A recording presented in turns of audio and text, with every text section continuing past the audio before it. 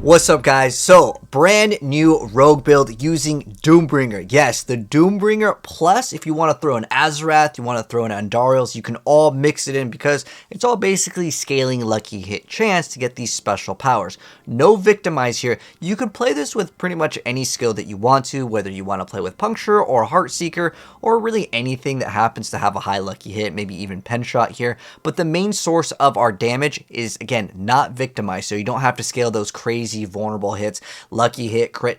All you need to do with your gear is lucky hit. That's it. Like, it's so easy to actually build, and a lot of people want to make a DoomBringer build. Now, can you play this without one of the uniques? Sure. If you don't happen to have DoomBringer and you just want to run Andariels and you want to run AzureWrath, that's fine. But I really wanted to highlight DoomBringer as it got a pretty nice buff. So let's go over some of the newer changes that just came out with the mid-season update today for this build. And everyone was asking, dude, how are you doing so much damage? Well, they just buffed up all the damage here. So starting right off, we'll do a Pit 100 gameplay, and this is like a speed run. You go way, way higher, but I like to do and show off speedruns more than really anything here, and then we'll do Helltides to show off a variety of content here. But Andariel's Visage got a buff, so there's actually two different buffs here. So the Poison Nova actually spawns on the enemy instead of the player, allowing you to play a ranged build. On top of that, the Poison Nova damage got increased by 50%. Now, Andariel's has a 20% lucky hit chance, while DoomBringer actually has a 25%. While DoomBringer does a little bit less damage, you're still getting crazy amounts of damage. And what's cool with this is you can just scale non-physical and it'll scale all of them. So you can even mix in AzureWrath. Now, AzureWrath didn't get a buff or anything, but that's how everything is like perma-frozen, and it's great. And you can also get a set of cold damage that will proc off of that as well. And because you're getting so much lucky hits, I mean, things are just melting left and right. I was really impressed with like the most recent update with this build. I mean, like I said, this is Pit 100, just speed running it with mediocre gear. Keep in mind, I just threw this together because I wanted to kind of test out these newer buffs. But on top of that, there's another buff that I have to mention really quick, which is a new glyph. Now, in the planner, it won't show this because this literally just came out. But there's a new glyph called, well, it's technically an old glyph. It's called Fluidity, but no one played it. So they decided, let's just give it 15x damage. So we activate agility skills with either our dash or our shadow step, and that will then activate a bonus of extra energy regen, and we get 15x energy regen, which doesn't do anything for the build, but the extra increased damage is quite nice, as we need to scale just flat like increased damage, not like a very specific type, not physical, not poison, which is all generic. So then that way all of the stuff will match up, and you can see the bosses are very easy with this because you can build up that stagger bar really fast with all of the different sources of crowd control with the build. But there it is, Pit 100 with, again, the DoomBringer. And I think it's so cool because this is an item that I just really liked with the survivability. Now, to answer the question, which one is the best? Is it best just to play with the Andariels, or just maybe one DoomBringer and no AzureWrath? You know, honestly, I don't know. I just threw them all in here because it was just kind of fun and kind of all has some synergy. But I'll let you guys know maybe in the next couple days which one happens to be the best. And as far as, is Puncture better? Is Heartseeker better? Well, with Puncture, you do need to get within melee range, and technically there's a little bit more lucky hit chance. It also does apply vulnerability and a crowd control, which is pretty hard to beat.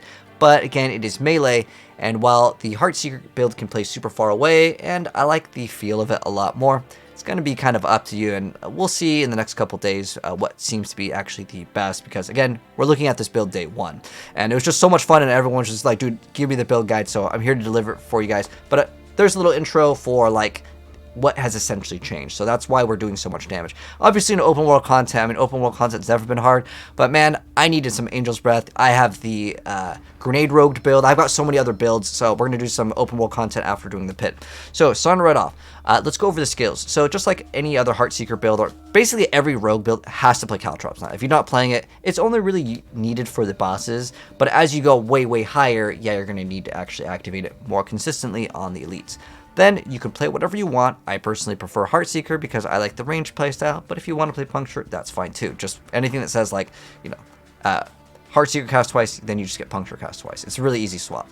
Then you don't even have to push Dark Shroud. It's actually on the bar because there's nothing else really that I felt like that was necessary. You can play the Poison Trap for knockdown, that's fine too. Then we are also running a Shadow Imbuement over here. Now, I just use this to specifically apply another multiplier, but you can completely forego this, or you can run the aspect that gives you the ability when a Dark Shroud gets removed that applies a Shadow Imbue on the enemy. That's an option too, but I just really activate this on bosses. And then we have Shadow Step as well as Dash, so you can just activate these because you need to activate an agility skill if you want to take advantage of fluidity. If you do not want to play fluidity, that is totally fine, but it's really easy to upkeep this 100% of the time, and because we run close quarters, we have to run it anyways. We have to run some sort of source of a marksman as well as a cutthroat skill to actually gain the massive damage bonus that you will get with close quarters. So as far as the skills go, that's what we run. As far as specialization, it really doesn't matter. Some of the skills, yeah, they can crit, but it doesn't really matter. Choose whatever you want. It's not really relevant here. If you really wanted to, you could squeeze in Flurry in the build, and then you can have extra attack speed, but because Andariel's, as well as, surprisingly, AzureWrath gives you a decent amount of attack speed, you probably will already cap out, and if you're running the Elixir at advantage, you'll cap out in the Category 1 for attack speed, so you'll have way over 100% attack speed with this build. So it's not really that big of a deal, and I didn't really like it that much because I felt like it was much more clunky, whereas these are mobility, and then I just get damage. So I don't have to like sit there and activate and get within melee range or just activating it in general. I like the build without it, but if you want to play it, that's fine. Anyways, so as far as gear goes, Andariel's is great, Umbrus is great, Intercom, Might, concussive strikes, retribution, kind of like the bread and butter that you've seen pretty much with all the rogue stuff. I like putting a rapid here, but if you want to put it on a ring, that's fine, and then you can run something else. Now, as far as like running the Nox Ice, you can run that if you do want to scale more into Andariel, but I'm not just poison damage. Remember, we are also scaling the DoomBringer, which is actually going to be shadow damage.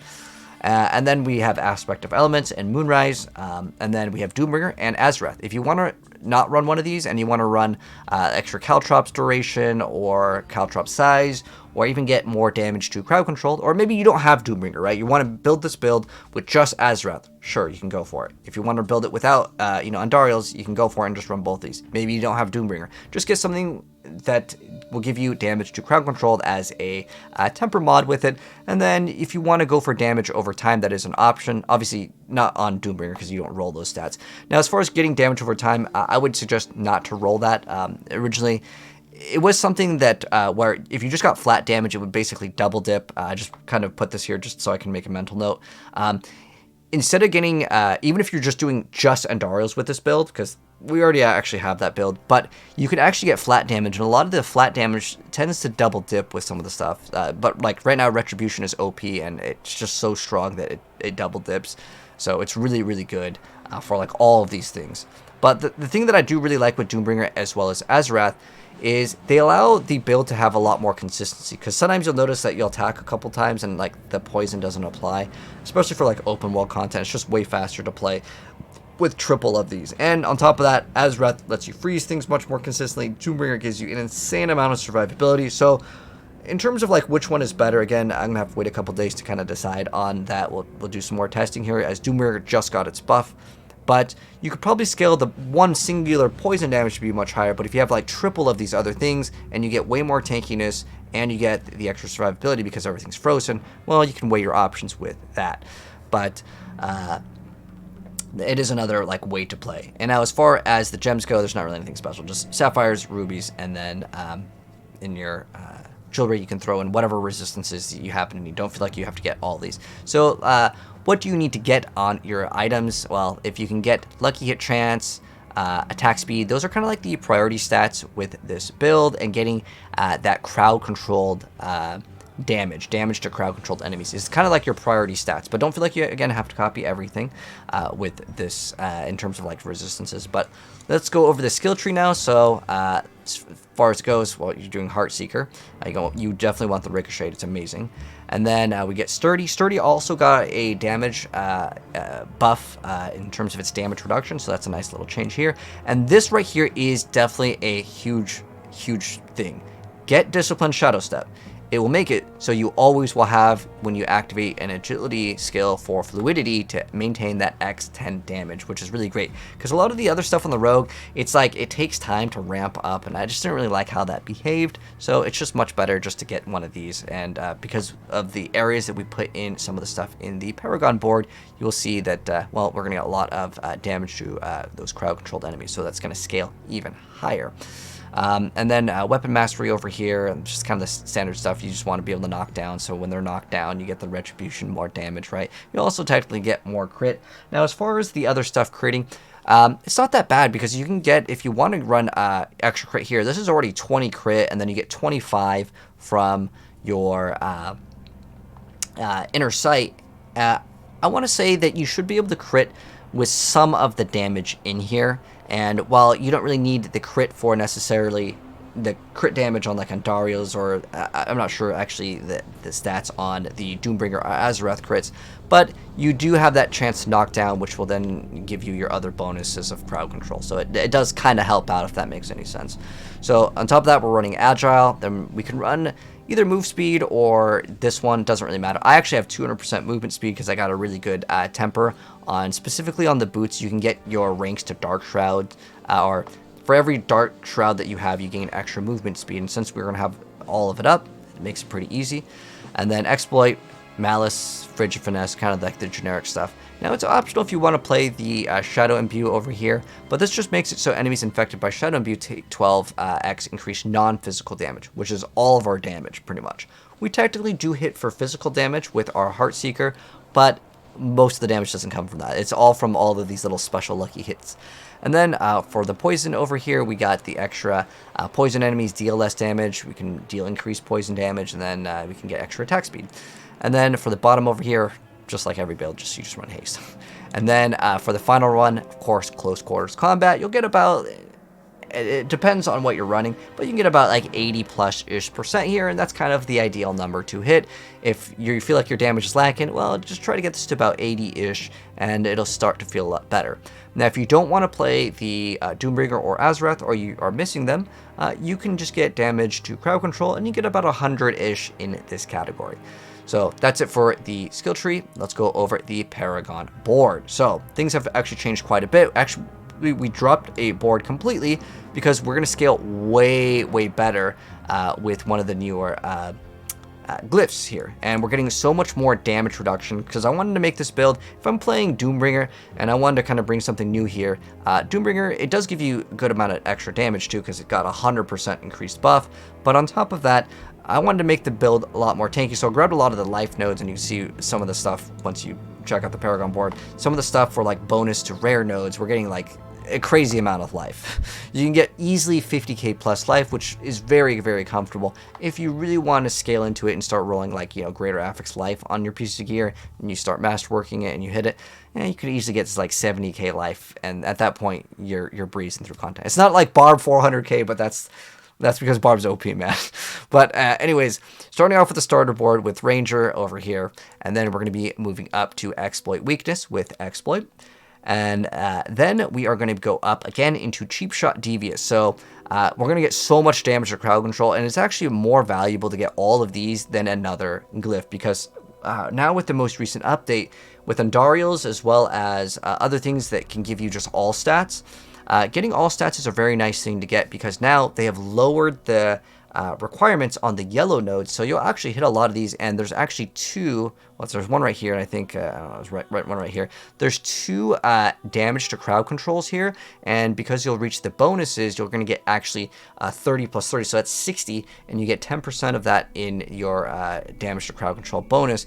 And so we can actually drop a whole Paragon, well, we just drop basically another glyph over here for that.